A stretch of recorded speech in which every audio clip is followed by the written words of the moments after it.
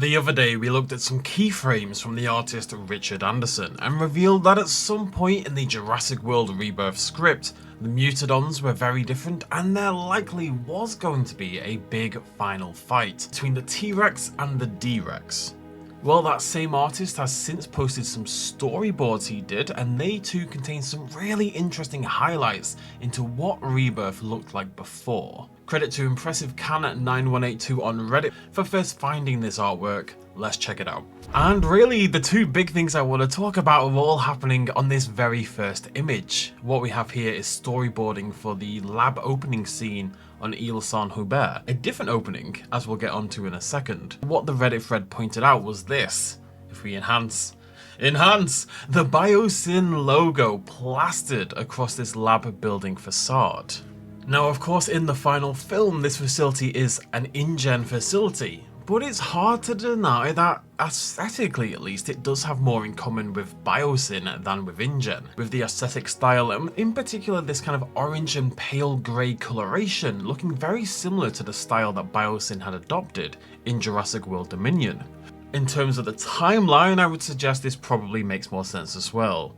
The line in Rebirth about how this place was the development facility for the original Jurassic Park has caused a little bit of a stir, because really that was the point of Isla Sorna in the first place. Now personally, I've always justified this by splitting the facilities as such. Jurassic Park, well of course the park itself, only the final ready to be displayed dinosaurs. Isla Sorna, as I should say it, the breeding facility where they've got the research and now they're making the fully grown dinosaurs. And then Ile Saint-Hubert, the research facility, the very bare bones, very groundwork to then send the research to Sorna to then send the dinosaurs to Jurassic Park. Maybe doesn't feel entirely necessary, but at least we can kind of finagle it together. Saying that, it is hard to deny that by simply making this a Biosyn facility instead, that would solve a lot of these niggly little canonical issues we have. Simple things like the different designs for the Mosasaurus and the Spinosaurus could suddenly make a lot more sense. It's simply the Biosyn version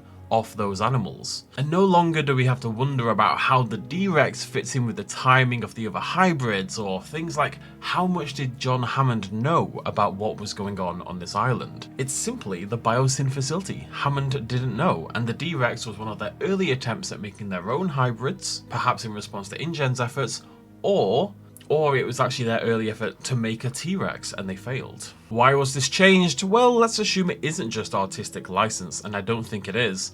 Let's assume it was the intention at some point. I think the answer is probably pretty simple.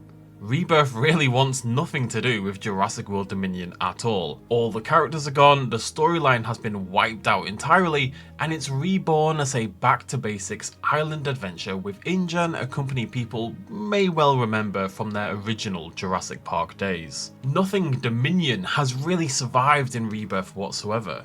This really would go a long way to explaining the slight awkwardness Rebirth has in the wider canon. However, that's not the only interesting thing on this page though. If we shift back up here, you can see a couple of figures in the wilderness looking up at the facility. They seem to be carrying sticks or spears and are relatively unclothed. And I think what we're seeing here are living examples of the people who carved some of the island structures. Now, the Quetzalcoatlus nest is the obvious one that comes to mind, but based on the leaks from way before the film came out, there was going to be more of this stuff in the film. We had a lot of images of ruins and old staircases and stuff like that. As it stands in Rebirth, they're not really addressed, these people. They're just the unseen people who probably don't live here anymore. A culture wiped out by InGen's experimentation. But that clearly wasn't always the case, and I'd be really interested to see just how big a role they were intended to play in the film initially. It would have been a really interesting angle to show how InGen's wanton experimentation and their expansion on this island has quashed this local population. Further emphasises their villainous aspects and actually also plays into what InGen did on Isla Nublar, of course. There isn't much new to glean from the remaining images here, so I'm going to move through them now one by one. You will notice that the labs section was initially going to be much more expansive than what we got, with a lot of animals being raised and controlled in these incubation chambers.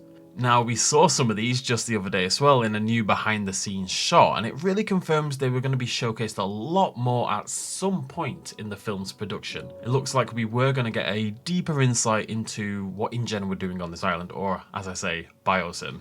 The next frames show the storyboarding for the Mosasaurus and Spinosaurus attack on the Essex ship and its eventual detour straight to the island. We see a character, could be Isabella, could be Teresa, kind of falling off the boat towards the maw of the Spinosaurus and being rescued.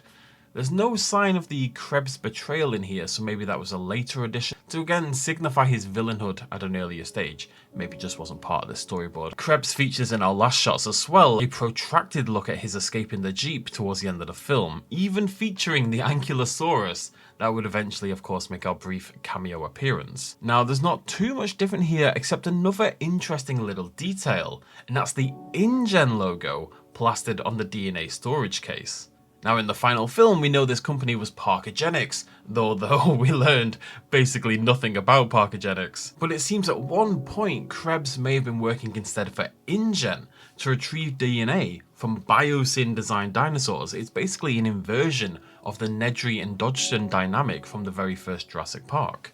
Why in 2027 are InGen still trying to acquire dinosaur DNA? Couldn't really tell you. In the wake of Jurassic World, InGen basically ceased to exist. They are a shell corporation ruined by their disastrous public image after yet another disaster. Perhaps this was to be their last gasp effort of resurrecting the company. Maybe originally it wasn't even related to heart disease and pharmaceuticals, but instead a dying company clambering for anything they can find to rebuild themselves at the forefront of genetic innovation. Perhaps in this version of the film, Parkogenics, much like Masrani, had purchased InGen, probably for a really low price, and had begun to use those as their genetic department basically, and this would tie into that as well. I'm not totally sure I like the idea of Krebs being an InGen man, but I do think, despite my feelings on Dominion, that the island being a Biosyn facility would have made a lot more sense. As it is, it being an InGen one isn't really a problem for me personally, but I do think it requires a little bit more stretching in your logic. How would you have felt about these changes? Would you have preferred it to be a Biosyn facility, and how would you feel about more insight into the people who lived on this island before them? I quite like it. I like it. Give me more Jurassic Park Trespasser, basically. Let me know down below. Thank you so much for joining me. Stick around for lots more general Jurassic nonsense, and I will see you lovely folks next time. Cheers, much love as always. Bye-bye.